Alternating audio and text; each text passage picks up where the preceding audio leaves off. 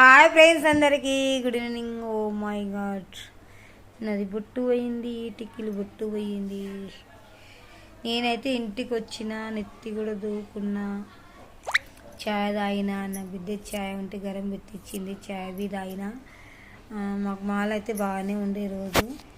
ఇంకా ఇప్పుడే వచ్చిన ఇంటికి 7 ఓ మై గాడ్ 8:49. అంటే నేను వచ్చి ఒక 10 నిమిషాలు అయింది. అంటే వచ్చింట 8:30 వరకు వచ్చింట ఇంటికి. రాగానే వీడియో అయితే చేయలేదు, ఇలా టీవీ చూసుకుంటా కూర్చున్నా.